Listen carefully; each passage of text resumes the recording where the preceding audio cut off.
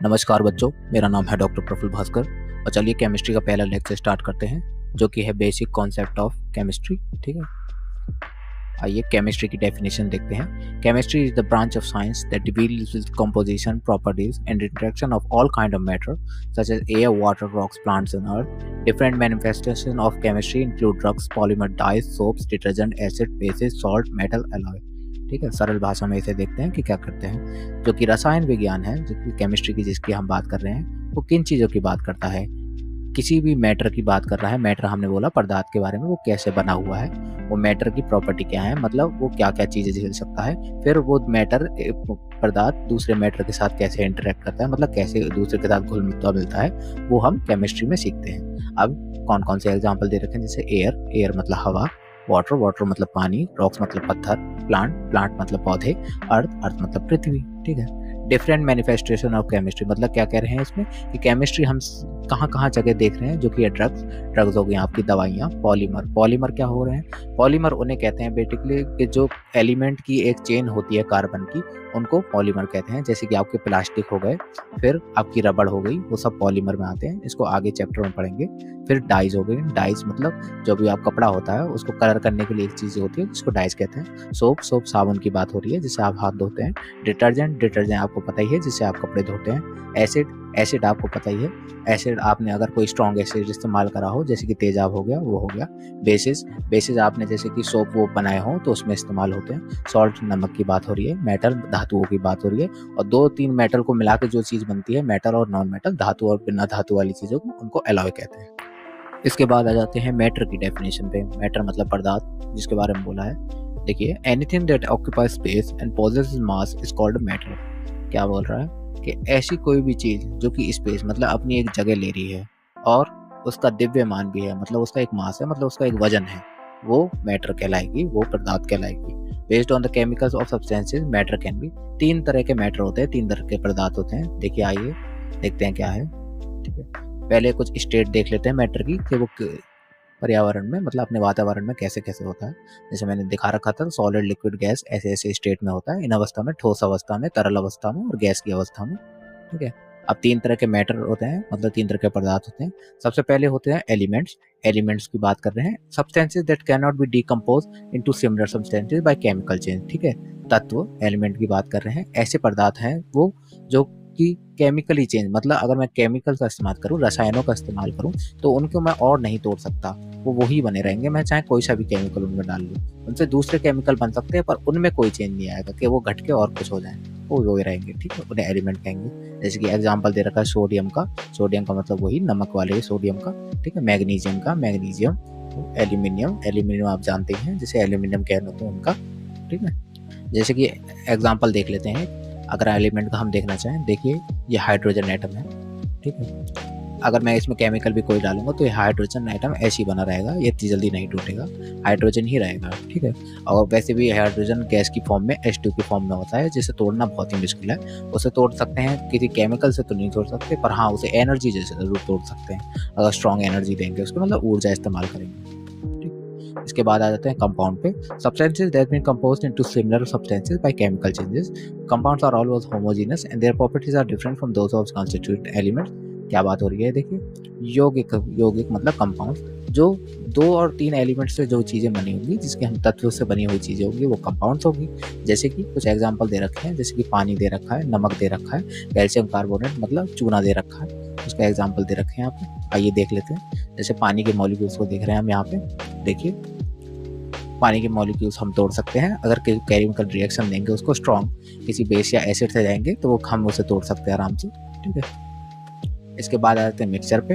Mixture पे substances with variable composition and properties, their component remain their characteristic property and can be separate by physical method. अब physical method से मतलब क्या बोल रहा है ये देखिए। पहले मिक्सचर की डेफिनेशन देखते हैं। मिश्रण मतलब 2 चीज़ों को मिला के, 2 कंपाउंड्स को मिलाने की हम बात कर रहे हैं, उनसे चीज़ें बनेंगी। जैसे कि नमक पानी हो गया, वो भी एक तरह का मिक्सचर है। ठीक है, उसकी फिजिकल प्रॉपर्टीज अलग हो जाती है पहले से। ठीक है, बाकी जो फिजिकल मेथड जिसकी बात हो रही है, अगर हम नमक पानी को अलग करने की कोशिश करेंगे तो कैसे कर सकते हैं, कर सकते हैं। अगर आप नमक पानी लीजिए और उसे धूप में रख दीजिए, तो थोड़ी देर बाद क्या होगा, धूप भाप, जो पानी होगा वो भाप पड़ के उड़ जाएगा और नमक नीचे ही रह जाएगा। ठीक है, तो जो समुद्र होता है उसमें जो नमक जो क्या कहते हैं किनारे पे रह जाता है, वो इसी कारण होता है। सारा नमक पानी को किनारे में आता है, फिर उसके बाद धूप आती है, फिर उससे धूप से क्या कहते हैं सारा ऊपर चले जाता है पानी सूख के, और नीचे नमक रह जाता है। ऐसी नमक ज़्यादातर पाया जाता है। ठीक है, आइए इसका एग्जाम्पल देख लेते हैं। जैसे कि मिक्सचर में हम एग्जाम्पल देख रहे हैं, देखिए नमक पानी है। जैसे आपने नमक को पानी में डाला, अब देखिए आप नमक के जो जैसे नमक की जो पूरा कंपाउंड है उसको NaCl जिसे कहते हैं, देखिए जो पॉजिटिव बना है वो Na है, सोडियम है, और जहाँ पे बड़ा सा ग्रीन कलर का है ये क्लोरीन है। ठीक है, आप देखिए कैसे कि वाटर के मॉलिक्यूल आ रहे हैं और Cl को ले जा रहे हैं। ठीक है, क्यों? क्योंकि वो उसके साथ इंटरेक्ट कर रहे हैं। ऐसे ही नमक घुलता है पानी में। इसके बाद आ जाते हैं फिजिकल क्वांटिटीज पे। जैसे कि हमने अभी फिजिक्स के चैप्टर में पढ़ा था, उसमें हमने फिजिकल क्वांटिटी और उनकी यूनिट पढ़ी थी। वो केमिस्ट्री में भी वही सेम चीज़ें होती हैं। तो ठीक है, आपने वहाँ याद कर ली होगी, तो यहाँ भी याद करनी पड़ेगी, इसलिए इसको देखना जरूरी नहीं। मैंने ये डाल रखा है, क्यों? क्योंकि केमिस्ट्री में भी इसे डाल रखा है। ठीक है, इसके बाद कुछ लॉस पे आ जाते हैं कि केमिकल कंपोजिशन की कुछ लॉस हैं। ठीक है, उनको देखते हैं। सबसे पहली लॉ मतलब नियम है। ठीक है, उन्हें देखते हैं कौन कौन से। लॉ ऑफ कंजर्वेशन ऑफ मास। ठीक है, ये बहुत ही इंपॉर्टेंट लॉ है। क्यों? लेवोजर ने दी थी कितनी 1789 में। साइंटिस्ट के नाम बच्चे याद होना चाहिए। क्यों? क्योंकि साइंटिस्ट ने बेटे अपनी पूरी ज़िंदगी दी है इन लॉ को बनाने के लिए, तो इसलिए हमें उनका थोड़ी रेस्पेक्ट करनी चाहिए, इसलिए इन चीज़ों को रखना चाहिए। आपको छपरी यूट्यूबर के नाम याद होंगे, पर ऐसे है कि साइंटिस्ट हैं, उन्होंने भी उस चीज़ को मेहनत की है, तो उनके भी नाम याद होने चाहिए। ठीक है, it state that mass is neither created not destroyed in chemical reaction. मतलब क्या कह रहे हैं, जो कि वजन होगा वो ना ही बन सकता है और ना ही वो खत्म हो सकता है केमिकल रिएक्शन जब बनेगी। अब इसका एग्जाम्पल से समझते हैं तो सही रहेगा। मतलब जैसे कि अगर कोई भी रिएक्शन हो रही है, जैसे देखिए यहाँ पे रिएक्शन हो रही है Zn+S, जो कि क्या जिंक सल्फाइड बन रहा है। जिंक सल्फाइड जब बन गया तो जो जिंक सल्फाइड बना, और उससे पहले जो एलिमेंट में जिंक था और सल्फर में जो था, वो दोनों का अगर हम वजन नापेंगे तो दोनों का सेम ही वजन आएगा।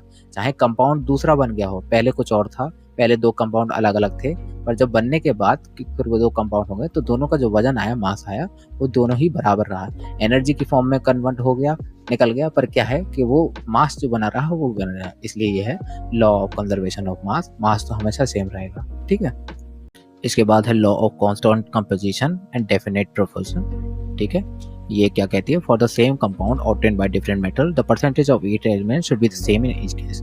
जैसे कि अगर आपने कोई कंपाउंड बनाया है एलिमेंट से लेके, पर उसका तरीका अलग है। तरीका अलग है क्या है, जैसे कि कोई भी कंपाउंड बन रहा है, कोई कंपाउंड में क्या हो सकता है, आपने एक केमिकल लिया, दूसरे केमिकल को लिया, उसको गर्म किया, तब वो बन गया। ठीक है, कोई कंपाउंड कैसे बन सकता है, आपने एक केमिकल लिया और दूसरा केमिकल लिया और उसमें बिजली का करंट छोड़ा, तो उससे भी वो बन सकता है। दोनों में क्या होगा, दोनों में अगर वो सेम केमिकल बन रहा है तो उसमें जो कंपोजिशन होगी, मतलब अगर उसका एक पार्ट है और दूसरे वाले का दो पार्ट है तो दो ही बनेगा। अगर हम पानी बना रहे हैं और पानी के तरीके हमारे अलग हैं, कोई पानी क्या कहते हैं बना रहा है केमिकल से और कोई पानी में बिजली इस्तेमाल कर रहा है, तो पानी का जो फॉर्मूला रहेगा वो H2O ही रहेगा। H2O मतलब उसमें दो ही हाइड्रोजन के मॉलिक्यूल वो होंगे एलिमेंट और एक ही ऑक्सीजन होगी। ठीक है, जो पानी at the end of the day का वो यही होगा, इसलिए लॉ ऑफ कांस्टेंट कंपोजिशन कहती है। ठीक है, इसको किसने दिया था, इसको दिया था प्राउस्ट ने 1799 में। ठीक है, इसके बाद आ जाते हैं लॉ ऑफ मल्टीपल प्रोपोर्शन पे, जिसे दिया था डाल्टन ने 1803 में। क्या बोल रहा है ये, एन एलिमेंट में form more than one compound with another element. मतलब क्या कहना चाहता है कि एक तत्व दूसरे तत्व से मिलकर एक से ज्यादा अधिक यौगिक बना सकता है। ठीक है, इसका मतलब क्या है, जैसे कि एग्जांपल से देख लेते हैं। जैसे कि ये देखिए NH3 है, जो कि है नाइट्रोजन ट्राईहाइड्राइड, और फिर N2H है डाइनाइट्रो हाइड्रोजन क्वाड हाइड्राइड। ठीक है, अब ये क्या है, फिक्स्ड मास में कंपाउंड हो रहा है। मतलब जैसे कि देखिए इसमें जो रेशियो है, नाइट्रोजन एक है, 3 हाइड्रोजन है। ठीक है, एक नाइट्रोजन का मास है, एक द्रव्यमान है, उसके साथ 3 हाइड्रोजन के मासेस है, फिर एक दूसरा कंपाउंड भी, दोनों में सेम ही है, एलिमेंट सेम ही, पर उनका देखिए अलग अलग है। अलग अलग क्या है, मतलब वो अलग अलग रेशियो में है, अलग अलग मासेस के ratio.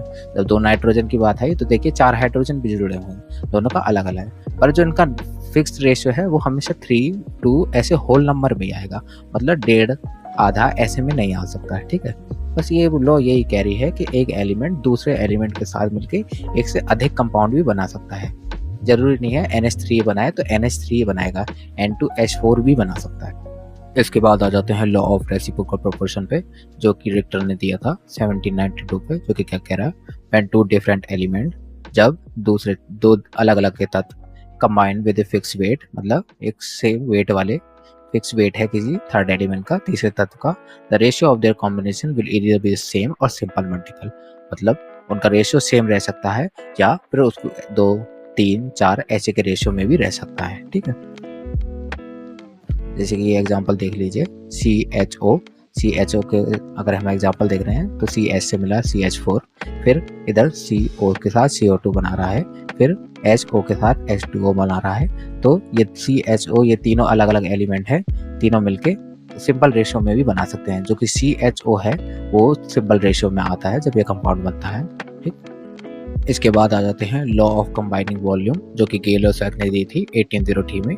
The volume of reactant and product in larger number of chemical reaction of gases are related to each other by spontaneous changing, मतलब रिएक्टेंट मतलब जो चीज रिएक्ट करेंगी, प्रोडक्ट मतलब जो रिएक्ट करके चीजों से बना प्रोडक्ट, इसके वॉल्यूम की बात हो रही है, मतलब वो कितनी जगह ले रही है। ठीक है, in large number of chemical reaction of gases, gas की बात हो रही है। फिर अगर वो कैसे रिलेटेड है, स्मॉल इंटीजर, मतलब उनसे ज़्यादा फर्क नहीं पड़ता है, जब वो कंबाइन होगी तो उनका जो वॉल्यूम का रेशियो आएगा वो सेम ही आएगा। ठीक है, अगर दो वॉल्यूम में अलग चीज़ है और वो बाद में दोनों वॉल्यूम को मिला दिया है तो वो उतनी ही वॉल्यूम लेंगी, उसमें ज़्यादा कुछ फर्क नहीं आएगा। दोनों की जो कंबाइन होकर आएगा वही उसका मल्टीपल आएगा। जैसे कि एग्जाम्पल से देख लेते हैं, जैसे कि देखिए एक हाइड्रोजन और एक हाइड्रोजन वॉल्यूम में है दोनों की, और फिर वो किससे मिल रहा है, ऑक्सीजन की। तो देखिए तो जो हाइड्रोजन क्या है वो मिले हैं क्योंकि H2 की फॉर्म में, फिर ऑक्सीजन में। जब दोनों कंबाइन करके वाटर बना रहे हैं तो वाटर ने फिर तो सिर्फ 2 ही वॉल्यूम ली है। ठीक है, 2 ही वॉल्यूम क्यों ली है, क्योंकि ऑक्सीजन का 1 है और हाइड्रोजन के 2 हैं, पर दोनों को कंबाइन जब करेंगे तो दोनों एलिमेंट दोनों बराबर ही आ रहे हैं। ठीक है, ये नहीं कि हाइड्रोजन के 2 हैं तो उसका वो तीसरा भी जो वॉल्यूम में जाएगा। वॉल्यूम मतलब हम उसके मास की बात नहीं कर रहे हैं, हम वो कितना स्पेस ले रही है, स्पेस तो वो बराबर ही ले रहे हैं ना, इसलिए। ठीक है, आप समझ रहे हैं क्यों? अगर हम वॉल्यूम इसकी लेंगे और इनको जोड़ेंगे तो दोनों 2 ही वॉल्यूम आएगी, इससे ज़्यादा थोड़ी बढ़ जाएगी। इसके बाद आ जाते हैं एवोगाड्रो लॉ पे। ये लॉ बहुत ही इंपॉर्टेंट है नीट के पर्सपेक्टिव से। ठीक है, आइए देखते हैं। This law is based on Berzelius hypothesis. एक साइंटिस्ट थे बर्ज़ेलियस, जिसकी हाइपोथेसिस मतलब उन्होंने अनुमान लगाया था, उस पे बनी हुई है। ठीक, according to this law equal volume of gases at the same temperature and pressure should contain equal number of molecule, मतलब अगर तापमान सही है और दबाव प्रेशर सेम है, ठीक है, तो जो वॉल्यूम होगी और जितने ही नंबर ऑफ मॉलिक्यूल, मतलब उसके अंदर कितने मॉलिक्यूल हैं वो बराबर ही रहेंगे। ठीक है, जिन्हें एक मोल भी कहते हैं, और उसको कैसे, अगर आप फॉर्मूले से देखा जाए तो उसमें atomic weight upon molecular weight से नापा जाता है। मतलब STP स्टैंडर्ड टेम्परेचर और प्रेशर पे वो कितनी होगी, 22.4 लीटर। ठीक है, स्टैंडर्ड टेम्परेचर प्रेशर पे मतलब वो बिल्कुल ही चेंज नहीं हो रहा है, दोनों सेम ही हैं। ठीक है, और वो अगर हम उसे मॉलिक्यूल्स में लें तो वो होगी 6.02 × 10⁻23। ठीक है, ठीक है, देखिए जैसे कि यहाँ पे एवोगाड्रो लॉ दी रखा है, वॉल्यूम और नंबर ऑफ मोल्स का कॉन्सेप्ट सेम है। ठीक है, volume is directly proportional to number of moles अगर टेम्परेचर प्रेशर कांस्टेंट है। ठीक है, वॉल्यूम और नंबर ऑफ मॉलिक्यूल की बात कर रहा है कि जितना वॉल्यूम मतलब जितनी जगह लेंगे वो नंबर ऑफ, वो उसके नंबर ऑफ मॉलिक्यूल है। अगर ज़्यादा मॉलिक्यूल होंगे तो ज़्यादा वॉल्यूम लेंगे, क्योंकि ऑब्वियस सी बात है जितने ज़्यादा मॉलिक्यूल होंगे उतने ही जल्दी कमरे को भरेंगे, क्योंकि ये गैसेस की बात हो रही, गैस की बात हो रही, सॉलिड की बात नहीं हो रही। अगर आप कोई गैस है उसे अगर किसी कमरे में छोड़ेंगे तो वो हर जगह फैल जाएगी। क्यों? क्योंकि गैस की एक प्रॉपर्टी होती है, उसमें जो दूसरी गैस के साथ इंटरेक्शन कम होती है, मतलब वो एक दूसरे से कम मिल पाते हैं, इसलिए वो जल्दी फैलती है। ठीक है, और जितनी जल्दी फैलेगी, क्यों? जितनी ज़्यादा गैस होगी, ऑब्वियस सी बात है। ठीक है, अगर कम गैस होगी वो उतनी कम धीरे से फैलेगी और तो जल्दी निकल जाएगी, उतना कम स्पेस लेगी। जितनी ज़्यादा गैस होगी उतनी जल्दी वो स्पेस ले लेगी। ठीक है, चलिए बच्चों, ये केमिस्ट्री का लेक्चर आज खत्म होता है। चलिए 5-10 मेथड को आप इस्तेमाल कीजिए। अब आपने वीडियो देख ली है तो जितना हो सके वीडियो से जो रिकॉल करा हो वो लिखने की कोशिश करिए। ठीक है, मैं आपको एक बार रिकॉल करा देता हूँ। मैंने बोला है कि जैसे आप कॉपी में लिखेंगे उससे पहले आपको 30 गहरी सांसें लेनी है। ठीक है, फिर उसके बाद कॉपी में लिखना है, क्यों? क्योंकि हमें अटेंशन स्पैन को बढ़ाना है। अब देखते हैं, मैं आपको मेन पॉइंट बता देता हूँ जो आप कॉपी में लिखने में आपको आसानी होगी। हमने सबसे पहले स्टार्ट करा था मैटर से। मैटर में मैंने बताया है कोई भी चीज जगह लेगी और उसका अगर कोई भी भारीपन होगा वो मैटर होगी, जिसको हमें पदार्थ भी कहते हैं। फिर वो हमें 3 तरह के देखे थे, जो एलिमेंट जिसे तत्व भी कहते हैं। ठीक है, जिनको केमिकल से चेंज नहीं कर सकते वो एलिमेंट है। फिर कंपाउंड ऐसे जिसे हम यौगिक भी कहते हैं। ऐसी चीजें जो हम केमिकल या रसायनों से चेंज कर सकते हैं वो कंपाउंड थे। ठीक है, फिर मिक्सचर जिसे मिश्रण भी कहते हैं। ठीक है, ऐसी चीज़ है जिसे हम केमिकल या रसायनों से भी चेंज कर सकते हैं और फिजिकली भी चेंज कर सकते हैं। फिजिकली चेंज का मतलब मैं क्या कह रहा हूँ, उसे हम तापमान बढ़ाएंगे तो भी वो चेंज हो जाएगा, वो हम अगर उस पर लाइट डालेंगे तो भी वो चेंज हो जाएगा। हाँ, लाइट में प्रॉपर्टी होती है, वो केमिकल कंपाउंड को चेंज कर सकता है। जैसे कि अगर आप क्लोरोफॉर्म को लाइट पे रखेंगे तो उसकी केमिकल प्रॉपर्टी चेंज हो जाएगी। ठीक है, इसके बाद हमने यूनिट्स पे देखा था। केमिस्ट्री में भी यूनिट्स की वही 7 यूनिट्स हैं जो आपको याद करनी पड़ेगी।